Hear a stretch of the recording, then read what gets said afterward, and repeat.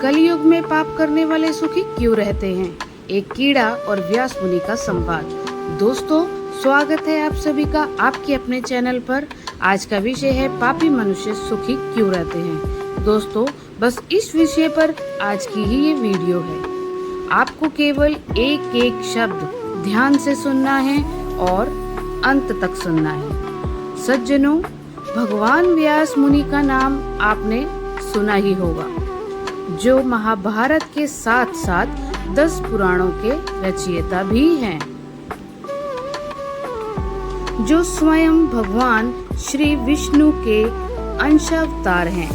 उन्हें भूत, भविष्य और वर्तमान को जानने की दिव्य दृष्टि प्राप्त थी।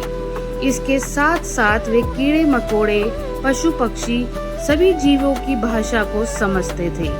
एक बार की बात है, लेकिन उससे पहले आप अपनी पूरी सच्ची श्रद्धा से कमेंट बॉक्स में हर हर महादेव, ओम नमः शिवाय जरूर लिखें। साथ ही चैनल को सब्सक्राइब अवश्य कर दें। हे लक्ष्मी माँ, जो भी इस चैनल को सब्सक्राइब करे और इस वीडियो को लाइक करे, उसके घर में कभी भी धन की कमी ना रहे। उसका पूरा परिवार हमेशा हंसता मुस्कुराता कुशल मंगल रहे। भगवान व्यास जी कहीं जा रहे थे तो रास्ते में उन्होंने एक कीड़ा बहुत तेजी से भागते हुए देखा। तो व्यास मुनि ने उस कीड़े की भाषा में उससे पूछा, क्यों भाई, तुम इतनी तेजी से क्यों भागे जा रहे हो? तुम पर क्या विपत्ति आने वाली है? तो कीड़ा कहने लगा, मुनिवर, मैं इसलिए भाग रहा हूँ, एक बहुत बड़ी बैलगाड़ी इधर से आ रही है, कहीं वो मुझे कुचल ना दे, इसलिए मैं अपने प्राण बचाने का प्रयास कर रहा हूँ। अपने प्राण तो सभी को प्रिय होते हैं ना जी। व्यास मुनि कहने लगे, भाई तुम तो कीड़ों की योनि में पड़े हो, तुम्हारे लिए तो मर जाना ही सौभाग्य है। मनुष्य आदि मृत्यु से हरे तब तो ठीक है, तुम्हें इस कीट शरीर छोड़ने का इतना भय क्यों है? कीड़ा कहने लगा, हे महर्षि, मुझे मृत्यु से भय नहीं है। मैं तो ये सोचकर भयभीत हूँ कि मुझसे भी अधिक और भी उधम कोट की योनियां हैं। मैं कहीं मर कर उन योनियों में ना चला जाऊं। व्यास जी ने कहा, कीट तुम भय ना करो, मैं तुम्हें जब तक मनुष्य शरीर में ना पहुंचा दूंगा तब तक तुम्हारा जन्म जितनी भी योनियों में होगा, मैं तुम्हें उन योनियों से छुटकारा दिलाता रहूंगा। सज्जनों, व्यास मुनि के इस प्रकार समझाने पर वह कीड़ा फिर से मार्ग में लौट आया और बैलगाड़ी के पहिए से दबकर मर गया। मरने के बाद उसे कौवा की योनि में जन्म लिया।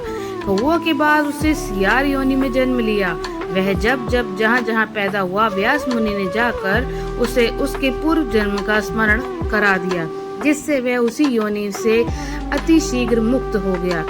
इस तरह वह जीव कभी पशु भगी गो हो, कभी मृग तो कभी पक्षी के रूप में जनता रहा। व्यास मुनि उनका उद्धार करते रहे। इसी तरह वह चंडाल, वैश्य, क्षत्रिय, फिर ब्राह्मण बना। तब भगवान व्यास ने उसे मंत्र दीक्षा देकर अपना शिष्य बना लिया। उसे चारों वेदों का ज्ञान हो गया। और एक बार व्यास मुनि ने उस बालक को, जो अभी 5 साल का ही था, नंदभद्र की शंका का समाधान करने के लिए भेजा।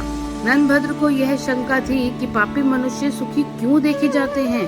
दोस्तों, तभी उस बालक ने नंदभद्र के प्रश्न का समाधान इस प्रकार से किया, जबकि उनका प्रश्न था कि पापी मनुष्य सुखी क्यों रहते हैं। दोस्तों, जिन्होंने पूर्व जन्म में तामस भाव से दान किया है, उन्होंने इस जन्म में उसी दान का फल प्राप्त किया है। कहते हैं, तमाम भाव से जो धर्म किया जाता है, उसके कारण ही लोगों को धर्म में अनुराग नहीं होता। इसलिए वे ही लोग पापी तथा सुखी देखे जाते हैं। ऐसे लोग अपने पुण्य का फल भोग कर तामसिक भाव के कारण नरक में ही जाते हैं। इस बात में तनिक भी संदेह नहीं है। सज्जनों, इस संसार में 4 प्रकार के मनुष्य पैदा होते हैं। पहला वे जिसके लिए इस लोक में सुख सुलभ है, परंतु परलोक में नहीं। दूसरे वो जिन्हें परलोक में सुख मिलता है, पर इस लोक में नहीं। तीसरे वो होते हैं जो इस लोक में सुखी रहते हैं और परलोक में भी। चौथे वे होते हैं जिन्हें ना ही इस लोक में सुख है और ना ही परलोक में। दोस्तों, जो लोग पिछले किसी पुण्य से इस लोक में सुखी रहते हैं, वे उस सुख के आनंद में नए पुण्य उपार्जन नहीं करते। उनके लिए वह सुख केवल इसी लोक में रहता है, परलोक में नहीं मिलता। कुछ लोगों के पूर्व जन्म के पुण्य तो नहीं होते हैं, किंतु वो तपस्या करके नए पुण्य उपार्जन कर लेते हैं। ऐसे लोगों को इस लोक में सुख नहीं मिल पाता है, तो वे परलोक में सुखी रहते हैं। तीसरे लोग वे होते हैं जो पिछले जन्म में पुण्य से इस जन्म में सुखी रहते हैं और इस जन्म में नए पुण्य उपार्जन भी कर लेते हैं, जिसके कारण परलोक में भी वे सुखी रहते हैं। ऐसे मनुष्य बहुत कम होते हैं जो इस लोक में भी परलोक में भी सुखी होते हैं।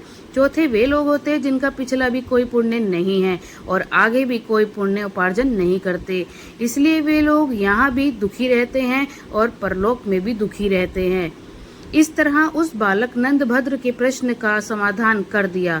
दोस्तों, वही बालक अगले जन्म कौसाऊ और मित्रा का पुत्र हुआ, जो महर्षि मैत्री के नाम से प्रसिद्ध हुए। दोस्तों, अगर ये वीडियो आपको पसंद आया हो तो कमेंट